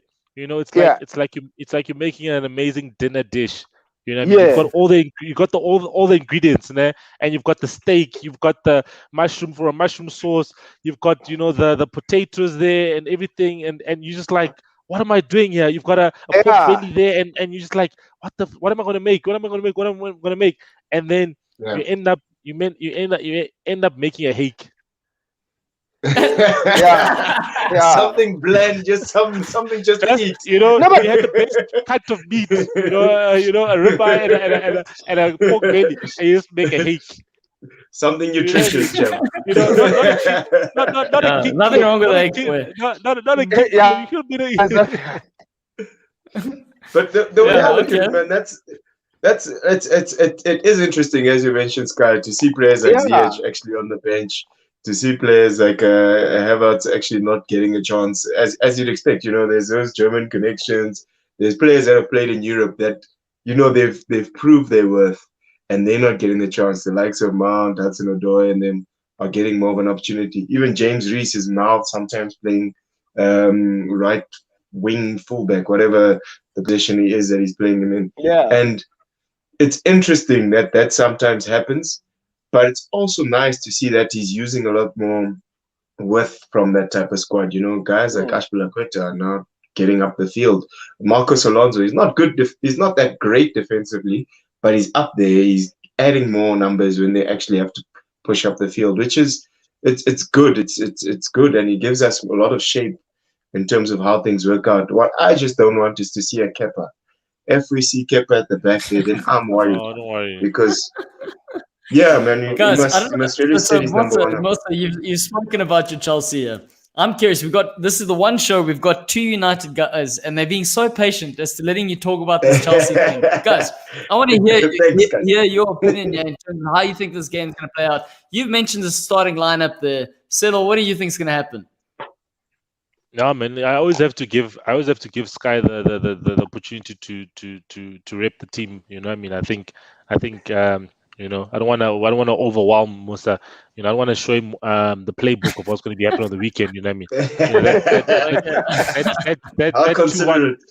that 2-1 is going to be the scoreline. You know what I mean? You know, but I think Man United is you know, our away form has been amazing. We still haven't lost away from home. We've obviously won and drawn. Okay, cool. The last one against West Brom didn't go as planned, but I feel that you know, Man United away from home still is a very deadly team, and especially with Solskjaer, how he likes to set up. But I think against the big six, he can sometimes get it wrong in the previous games, because man, like, you know, you can have whichever players that you use in the team, but your tactics, you know what I mean? So, for instance, we always cry out as Man United fans, why do you start Lindelof and Maguire? That is the thing we're always crying about. Why do you start those two? You know what I mean? We're gonna cry the same thing on Sunday and say, why are you starting Lindelof and Maguire? Because that's what he's gonna probably start. You know, we're just hoping that Lindelof, I don't know, his back gives him pains again, and then he can be benched. But if his back doesn't give him problems I read a funny meme, Sello. It said if you were Lindelof and Maguire and you were practicing every day with Martial up front in terms of marking, you would also go home thinking you Nesta and Maldini because Loic doesn't run around. Someone said that nobody's turning you. Yeah, and that's 100% true. People aren't turning them at training. Maybe Rashford is trying to run at them, but other than that, it's tough. But actually, I was actually surprised that I saw that actually Martial has more goal contributions than Cavani. But then that's him having a bad season. But yeah, I think with the starting lineup, it's crucial, and the tactics. You know, the tactics is what will define the game. And Solskjaer, yeah, man, the tactics against big teams this season hasn't been good. So let's see what he can bring up against Chelsea. But Tuchel, man, he's not incisive enough for me to be scared. You know, like even against Atletico, man, it's not like Jan Oblak was man of the match. It's just that Chelsea had more of the ball. That's all. You know what I mean? So it's not that Chelsea was the better team, it's just that Chelsea were the one who was trying to attack. But to be fair, Chelsea was the better team. I don't think like there'd be very little to say that Atletico was the better team. How many shots on target did you have? That's being the better team, is to create chances. Yeah, we created more chances in Atletico. A lot more chances. How many shots on target? I need to maybe pull up the. I think it was probably like 6 or 8. Let's see. So that's versus Atletico, nothing. That's a big number for 1-0. So for very especially big number against an Atletico Madrid who's top of the pops in Spain at the moment.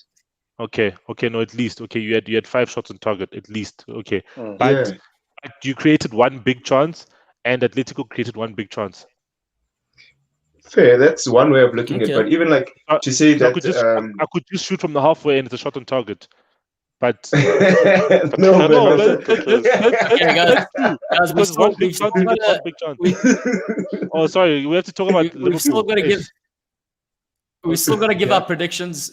Sky, is there something you want to add to this conversation before we move on?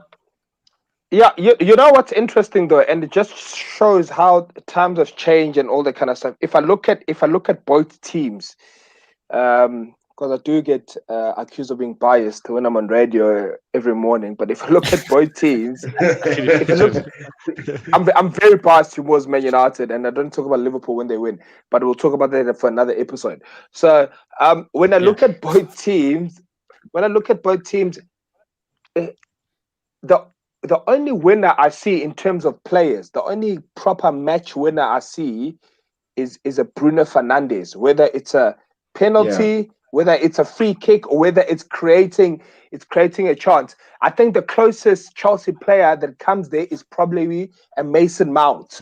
Yeah. You know, Yes. and I don't know if that speaks of the caliber of the game. Now, obviously, Man United, Chelsea we have the worst record against them in the league. I think, like no one else. I'm pretty sure it's Chelsea.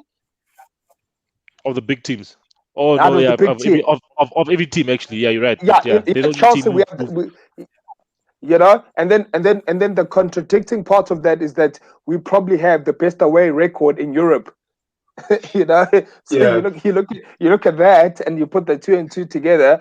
But I'm gonna go with my main man, Mr. Sello, and I'm gonna say we're gonna take this on 2-1. Yes. I think I hear what you're saying about Bruno Fernandes having the capacity. Wait, can I quickly just comment that? Yeah. You know, I hear what you guys say about, like, you know, Bruno Fernandes is the only player that you can see pulling the team to get a result. I hear that, and it's fair. I don't see Mason Mount is a very good player, but I don't see the whole the team carrying themselves on his shoulders. But there is another player who has proven it even against Man United in the past, and that's Giroud. We underrate him for that capacity, and he's going to give you a lot of aerial threats. I know Maguire is very strong at the back. He'll be tired from chasing the likes of Bernard. I'd back Giroud in that battle, bro. Yeah, and you know, it could be set up very, very nicely to have these guys like Azpilicueta, like Alonso, getting up to the top of the field and getting deliveries in for Giroud to actually start, you know. But that's the thing, though. Like, I saw a meme today that if you had to show someone that doesn't know football all of Giroud's best goals, you'll think he's one of the top 5 greatest players. But that's what it does. He's got proper BMT that I don't know where it comes from. 100%. That's great. But his strength is he holds up a ball and he brings players into the game and then he finishes. I mean, that is class. Yeah. You don't see him anywhere else up until those 2 points. You play the ball long, you've got an option. He brings it down, you've got an option. In the box, you know he's going to put it away. That's flipping lethal. Like right now, I think Liverpool would take that, to be honest, in terms of where we are. You guys are taking anything at the moment. And this game, the Sheffield versus Liverpool game, I'm worried here, guys. We don't have centre backs. Henderson's ruled out with another groin. We've got the 20-year-old Turkish boy, who I don't think we'll sign at the end of the season. We've got the guy we've signed from Preston. That's our next best option. The only positive we have from a Liverpool perspective is we've got Phillips. Shame, man. Phillips. Anyway, the only other. This is a perfect time for him to actually take it on. Listen here, Claudia. Listen here. As some of us play fantasy, we need you to win this game. we need you. Okay. This is where I'm saying. The good news. The good news is Mohamed Salah in our fantasies, man. Bro. Yeah, man. But the good news, guys, is that Jota had his first full training session yesterday. I saw. If this is too soon to throw him in, but I mean, just before he got injured, I think it was 8 goals in 11 games for us. So he was at that moment in time. The other guys weren't doing shit, and he was the one who was carrying us, and he got injured, and all of a sudden the wheels came off, and people were like, oh, we need another option. So yeah, I mean, it's going to be a tough one. The only thing we have going for us right now is that we are playing the team right at the bottom of the league, and they can't buy a win, even though they bought our young striker for like 20 million, and I think they lost there as well. So it's one of those things where it's going to be a tricky. That's some money laundering stuff, bro. Yeah, that's fraud. You guys defrauded Sheffield United of 25 million pounds. I don't know how you guys pulled it off, because you guys did it again because you guys did it to you guys did it to Bournemouth as well with that other Jordan guy. Ibe? No, not Jordan Ibe, the other one, man. The one who came from Chelsea. Listen, the one who came from Chelsea. We are a good supplier. It's like we buy players from Southampton. The tall one from Chelsea's Sturridge. No, there's the other guy, man. What's his name, man? But whatever his name is, guys. Went to Bournemouth. Yes, man. He was from Chelsea. He was from Chelsea's development, and then he went to Liverpool. He was Solanke. Yes. You guys defrauded with Jordan Ibe and Solanke. Imagine that's like 40 million pounds. Bournemouth. No, but there's more. There's more. There's also who? Hey, you see, you're probably talking nonsense because your sound is just we're a good supplier. The network isn't allowing you, Claude. There's another Australian boy, something.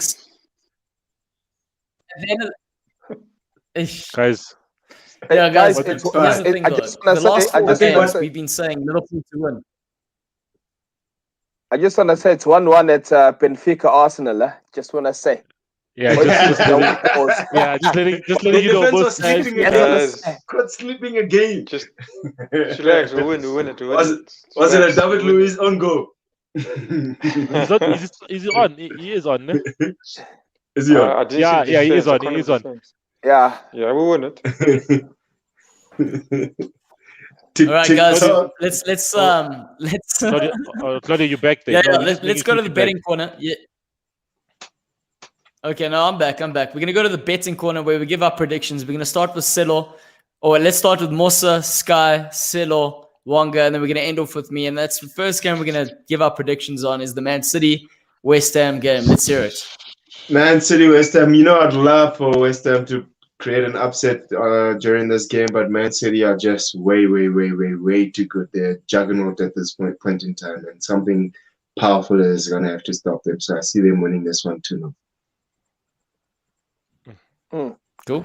Interesting one. I think the whole league, or at least everyone in the top 3, wants West Ham United to win. So I'm going to give this one a 2-2 draw with Jesse Lingardinho scoring a brace. The romantic, the Premier League romantic. Yeah, man. I want to see. I want to just. Are you that romantic with your girlfriend, though, Sky? Because that is like proper romance. Yeah, I'll give you a 12 this room once upon a time, Chief. But it's fine. Nice one. The room will reveal all. Yeah. I think in all honesty, I do feel that West Ham will get a goal. But man, Man City just have this thing, man. You know what I mean? But actually, in actual fact, I want them to concede, you know, and see if they can still have that composure, you know, because every other game they score first. Cool. Everton tried to fight back, and then there was 1-1 at half time. But they haven't been trailing. So it'll be good to see them trailing. But at the end of the day, I see that they're going to win 2-1. They'll score. It'll be 1-1, and then they'll score the second goal. Yeah, I think if I look at the other, like the last game West Ham played, I mean the one playing against Tottenham, towards the end Tottenham I think they could have even won the game. And I think if West Ham are going to give something like that to Man City any part of the game, I think Man City take this game. But I do think West Ham have a goal in them, so I'll give it a 3-1 to Man City. And that goal can only be scored by one man, the West Ham Messi. The West Ham Messi. Antonio, that's the guy. Lingard. That's the guy. I'm going to say a 3-1 win to Man City, and I think it's going to be that straightforward. Next game, Newcastle Wolves. Mosa, let's hear it. Straightforward here as well, my man. 2-0 to Wolves. Yeah, Newcastle, it's just lackluster. They have no inventiveness. It's just they're going to be in the pits by the end of the season. So, yeah, 2-0 to Wolves. Before we move on from that, if Newcastle get relegated, do we have Nick back on the show? We have to ask him, man. we have to go. So. Oh my goodness! So painful, guys. That's so painful, guys. I feel for him, guys. Imagine now we taking the guy out because he got relegated. Ish. Yeah, but he must get on the championship show. Man. But anyway. He must get on the championship show. He must work on it. That's true. There must be like a championship show. Like what's this? Newcastle. Arsenal can't laugh too hard now. Sheffield Wednesday. You know what I mean? Hey, but that's a tough league, man. All right, Scott, let's hear it. Yeah, so for me here, I can see a typical Newcastle United result, 1-1 going into the last 10 minutes. Andy Carroll been thrown in there, long balls from whoever the keeper is. Who is it? Dravraska, whatever. You know, so I'm giving Newcastle a 2-1 win here. I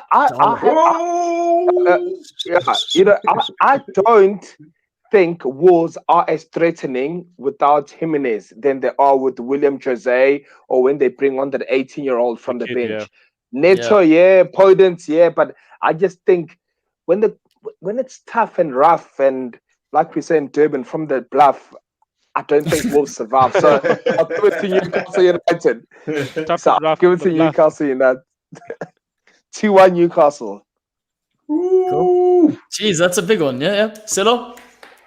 Yeah, man, I think it's going to be a 1-1. I just feel that Newcastle will.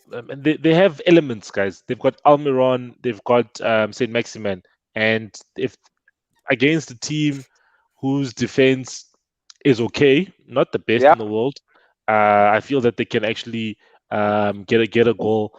They just need to hold out at the back, and I don't feel that Newcastle Wolves is the team that they were with Jimenez, as Sky said. So I think a 1-1 result. Yeah. Yeah, it is a tough one, but yeah, I think I still give it to Wolves. I just don't think Newcastle have enough to win it. They've been on this form looks like it's going to continue.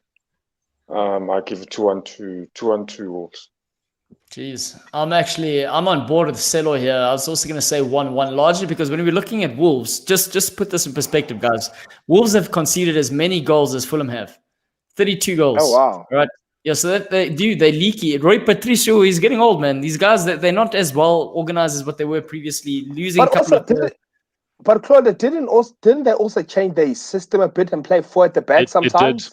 It did. Yeah. They're trying to. Because they've lost their main guy. They've lost the man up front, Jimenez. They lost Jota.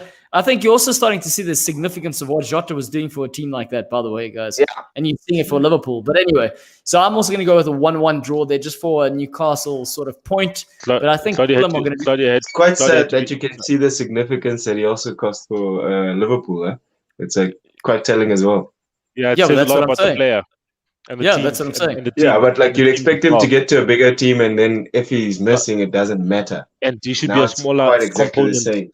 But now he has a big component in Wolves, and now he's becoming a bigger one in a He embraced the challenge. He embraced the challenge, and he took the mantle and he put it on there. Are you telling me that what are you trying to say, Chase? That Sello, that Wolves is bigger than Liverpool? It's maybe worth considering. How's Liverpool doing at the moment? We're comparing apples here, and United are only second, and this is as loud as these oaks are getting. Look at that. Imagine they were winning the league. Imagine. 9 points ahead of Liverpool. Saying anyway, next game, please. Yeah. This is a very, very, very difficult game to call. I think both teams have a chance at it. I know, like, there's Aubameyang firing on all cylinders is always going to give you something to think about. Leicester have quality up there. They do look exciting, especially the big boys like Madison and Vardy. They can give you something whenever they on the field. So let me be not as courageous with this one and say 2-2 between the two teams. Yeah, playing the fence here. Yeah, you're on that fence. You know what I'm googling here. This is how hard this game is. What happens when Arsenal play at 2 on Sunday?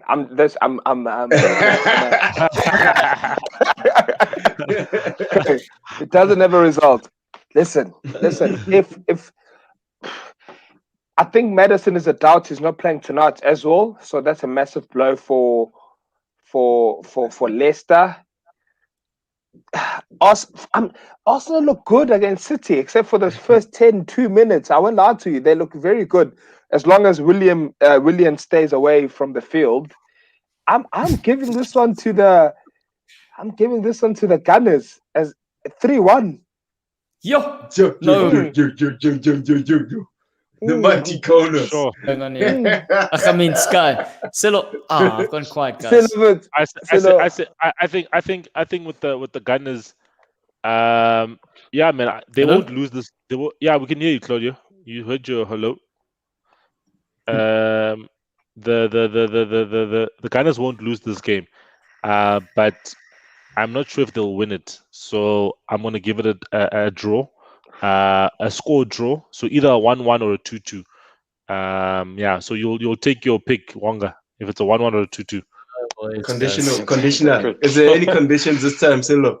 Yeah, I think the Guys, why are you being be... so kind? Why are you all of a sudden? Why are you so kind? Sky's giving the no, but I'm being honest. I'm being honest about a draw. No, but there's too many. There shouldn't be a Bed's corner if there's draws. A draws is the same as not saying anything. This one's tough, though. This one's tough. It's tough. A draw is a win for Arsenal, guys. Remember, we're talking about Arsenal here. We're talking about Arsenal here. It's a win for them, guys. It's a win, guys. Arsenal drawing is a win. Let's hear it. A lose is a draw for them. Look, I think us. I mean, obviously now we're playing Leicester. I think Arsenal's on a. I think we do have a good side. I think we have the players to take it, and yes, I would like them to actually give a go at it from the beginning. I will give Arsenal a 2-1 win. Aubameyang to score as well in there as well. Guys, but they have to start the right players. Leicester are playing at home. Leicester right now are well drilled. They're playing like a team. You know, you guys spoke about West Ham team being a team dynamic. Leicester are not losing this game. I don't care what you got. They're at King Power. They're not losing this game. And if anything, it's going to be a 3-1. It's going to. It's not going to be Liverpool. As long as they beat Liverpool, they are flying, dude. They are absolutely flying. And you know what the thing about Rodgers? Rodgers isn't, and you can see the maturity of the manager in this sort of scenario. At Liverpool, in those days where he's at Swansea, he's like, we will play this way, and this is how we will play, try to get results. Now he's like, I'm going to play it game by game, and I'm going to change my team up. If you look at his different games, the different ways he set them up to get the result, he's been getting the results. And that, for me, showing a sort of maturity in terms of his management style. He's also got some players there. He's got leaders in that team from a senior capacity as well as a junior capacity. I just don't think, and I'm not, you know me, Wonga, I generally go, okay, I'll try and give Arsenal benefit of the doubt. But this weekend, no chance. I think Leicester taking it 3-1. Absolutely no chance. Guys, Claudio's about to put his whole house on 100%. I could put my whole house on this result. I think Claudio's been. Okay, for here, it'd be nice to see Dele Alli come into this game as well, like carry that whole momentum that he's got right now from the past couple of weeks and Champions League. So I have to say, from that, I see Spurs taking this. Hopefully, a 3-0 from them would be nice. It's Dele Alli get on the score sheet. Yeah, as a football fan, I think for Dele Alli to play would be nice, especially after that bicycle kick, which was better than Giroud's one. To be fair, he got to like put the ball under his control. He put it down with his leg under control, so he's got more control of the ball. Whereas Giroud just went for it. But I just think Mourinho needs a result against Burnley. He can't be languishing there in the 8th or 9th place and all that kind of stuff. Obviously, we know what we can expect from a Burnley, a 4-4-2 with Tarkowski and those two boys up front. So I'm also giving it for Spurs to a Hurricane brace and a Song. Yeah, I'm also giving it a 3-1 because I think Burnley could score. That sounds like a fantasy prediction. Yeah, it is, because it is. There's big money involved with those two up front.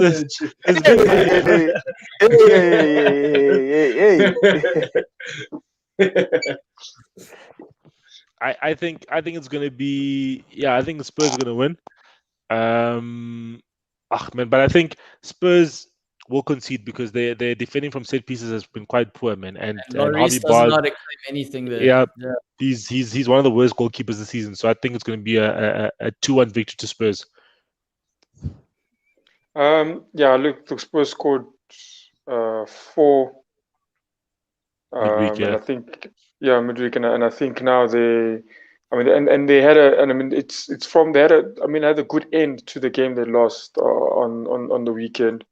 And I think coming up against Burnley, I think they were going to give in quite a few. And Son and Kane, I think, will be able to get the goals in there. I'll give them a 3-1 win also. Yeah, 3-1 win. I'm on the fence as to whether or not Burnley score, but I think I'm just going to go with a 2-0 victory to Spurs. So, the historical big game, Chelsea versus Man United. You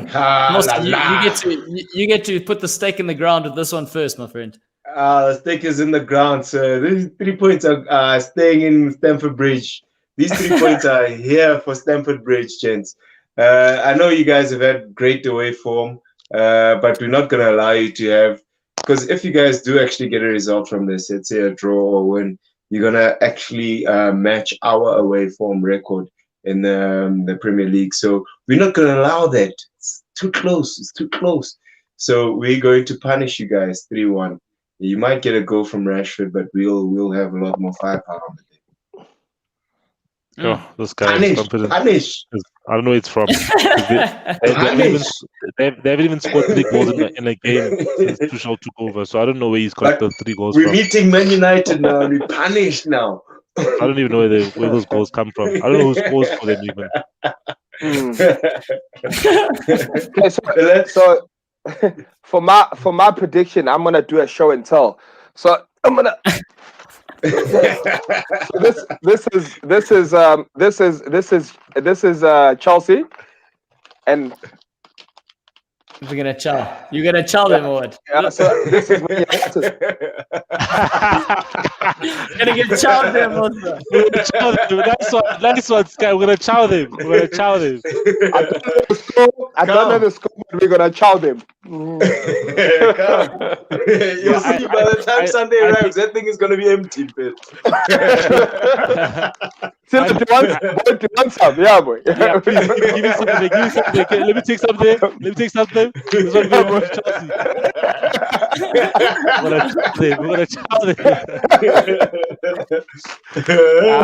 I think it's gonna be. I think we're gonna keep a clean sheet actually. And we're gonna win this game. And we're gonna win this game 2-0. A clean sheet. Yeah.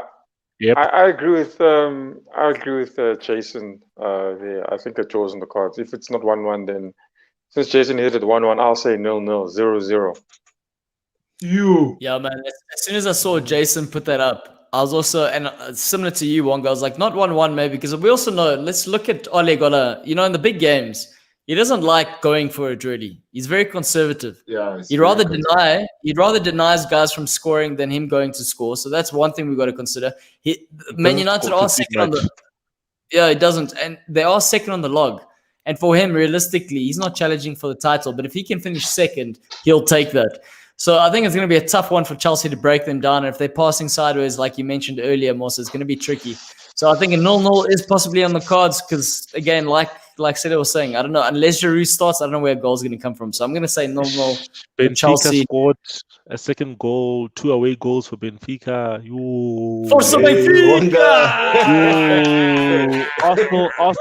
Arsenal need to score 2 goals to go through, guys. Wonga, what do you think? Because Benfica's got 2 away goals. So while we're talking, oh, look at that Benfica. Oh, it's lit here, guys. Oh, Wonga, it's lit. Carry your Arsenal shirt, boy. Show them you're going to come back. So just before we go to Liverpool, Sheffield, I look at the Man United team for tonight. So you got Henderson, Wan-Bissaka, Bailly, Lindelof, Telles, Fred, Matic, Greenwood, Fernandes, James, Martial. That's not a very bad squad at all, eh? It's not a bad squad playing tonight. So you got a Maguire who's not playing.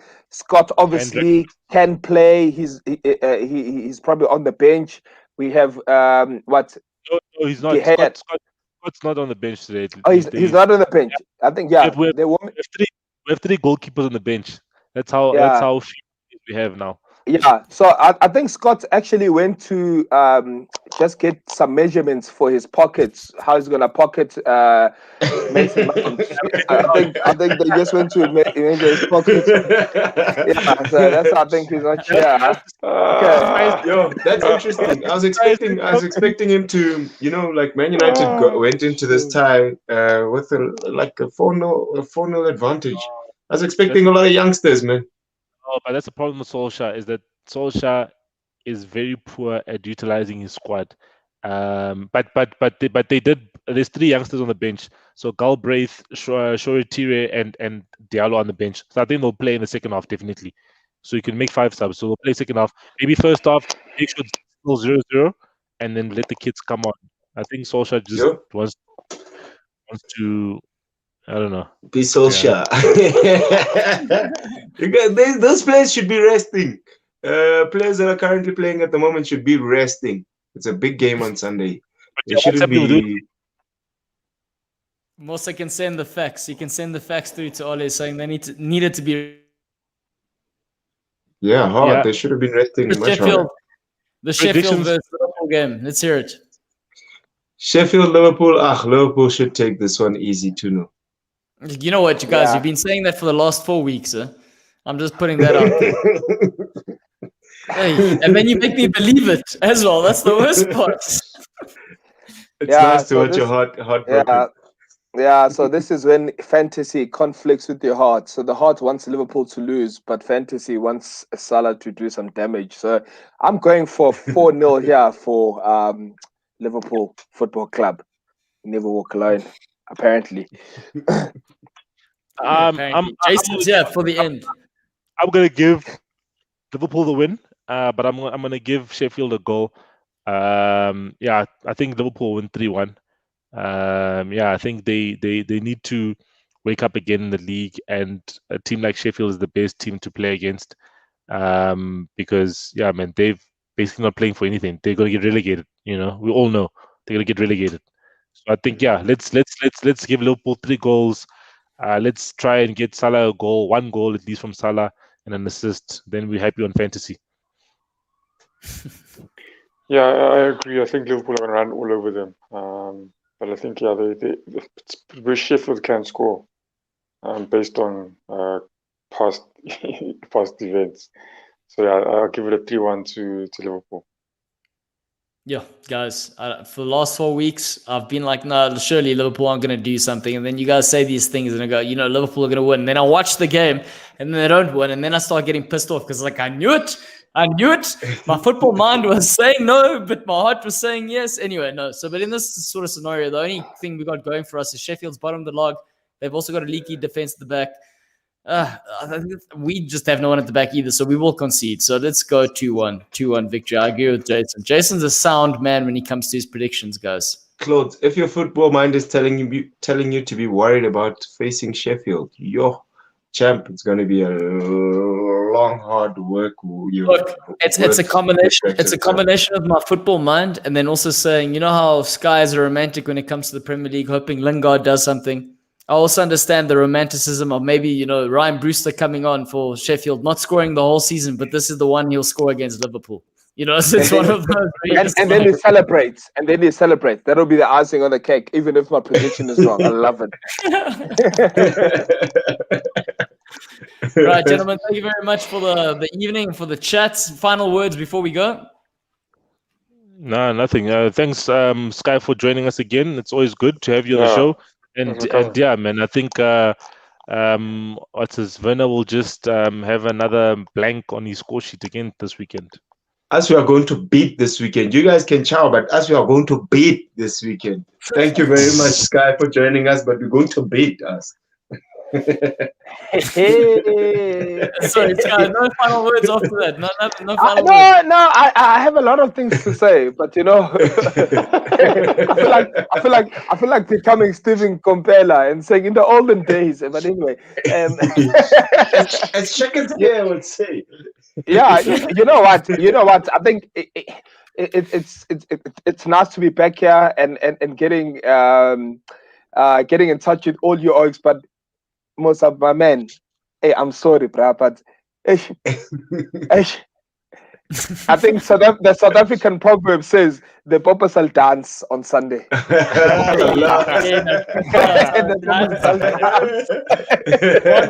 Last things from your end there. Yo, last things, man. I'm just thinking about Arsenal this. Arsenal just scored, so it's 2-2. 2-2. What's the time? Wonga. But 70 doesn't minutes. Benfica have more goals 20 minutes. away goals? 80. Yeah, but 20 minutes to go. So if Arsenal score a goal, they win. Yeah. Please. That's all I need to do. I need to watch the game now. Imagine Yeah, saying go- please in get out Europa. of here. Imagine saying please in Europa. Yeah. Tough We're all there. We're all Alright, there. guys. What's so guys laughing? We're all there. Ricky, Jason, Pumalani, Kevin, thank you very much for joining us today, guys. Anyone else who is watching, we really appreciate you. We'll see you again on Tuesday. Good luck for the football this weekend. Enjoy it. And that's us signing up from Prematch Muti. Everyone, have a good one. Cheers. Cheers. Cheers, guys. We're beating Cheers. this weekend.